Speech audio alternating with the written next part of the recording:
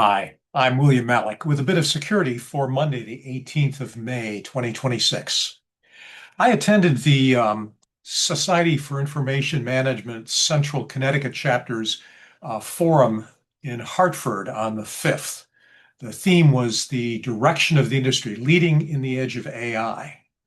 I have to tell you that the nugget per minute quotient at this event was about as high as anything I've experienced in an awfully long time. So what I'm going to do is give you a quick run through of it with some bottom line notes, and I'll try and capture some of the nuggets that really stood out in my mind. I have to confess, I stepped into the opening keynote a bit late, but the speaker did reference the study from MIT published last year that showed that 95% of AI projects failed to deliver their promised value, coupled with revision that AI now costs more to run than it costs to pay the person who the AI replaced, tells us we are near the peak of the AI bubble. The speaker, of course, was optimistic. He said costs were going to drop rapidly and the success rate was going to skyrocket very soon. Yeah. In the breakout on trust over tokenomics, Ninan, SVP of Business Strategy at Hitachi Vantara, said that while the CIO gets the credit for backing an AI investment, the CISO is the one that gets fired when it goes wrong. He talked about the Samsung leak where an individual used a desktop version of ChatGPT and ended up dumping a bunch of stuff out on the web, an example of shadow AI going wrong. He mentioned the geolocation problem, that form of identification is no longer valid. If Joe's in New Jersey and the hacker wants to log into his account and happens to be located in, Southern Asia, they'll just spring up an instance EC2 in Piscataway, and they'll log on just like Joe is right down the block. He closed by noticing that without trustworthiness and careful governance, AI becomes the enemy. It steals jobs. It takes income from people in service to abstract corporate financial needs. The next breakout I attended was Bill Steele, Chief Security Technologist at Conres. His topic was identity security, human and non-human. He provocatively stated that identity is the new perimeter. I really like that because it's irritating in the same way that zero trust is irritating. Perimeters were always a bad idea, but if you collapse the perimeter to the individual, well, that's in fact what it should have been in the first place. We now know that role-based access control doesn't work. It never worked. He also spoke about the upcoming Q-Day event when quantum computing becomes powerful enough to crack RSA.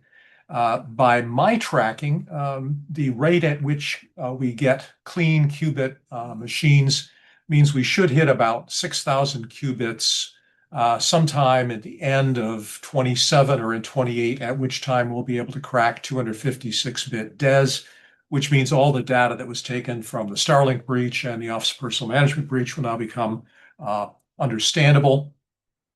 Point is that post-quantum can't come soon enough and it won't do anything to fix the information that's already lost. Ron Utterbeck, the CISO for Eversource, gave a wonderful talk on leading in the age of AI, how you build and sustain teams when there's so much uncertainty about the durability of your job and your career.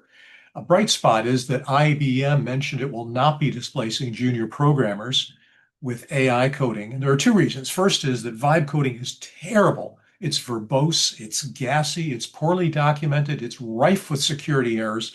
And by the way, second, without junior programmers learning to program under the tutelage of senior programmers who know how to do it well, you're never going to get the next generation of senior programmers. And from them, you will never get the next generation of enterprise architects. After lunch, Professor Leo Anthony Selle, professor of medicine at Harvard Medical School and research director at the Laboratory for Computational Physiology at MIT, spoke about the alibi machine. I absolutely loved this talk. Why your AI strategy is lying to you. The statistics are frightening. People are using all kinds of data. This one even sounds AI generated. Do you know that an AI-enabled device for validating prescription refills achieved 95% accuracy compared with medical diagnosis at a clinic? Sounds great. 19 out of 20 times it guesses right. Well, here's another statistic. 95% of the time when a person goes to the emergency clinic, the doctor ends up saying, go home, have a drink of water, take a nap, and if you feel worse tomorrow, come back. So if your AI says exactly that all of the time, it will be 95% accuracy. In other words, the metric is complete crap.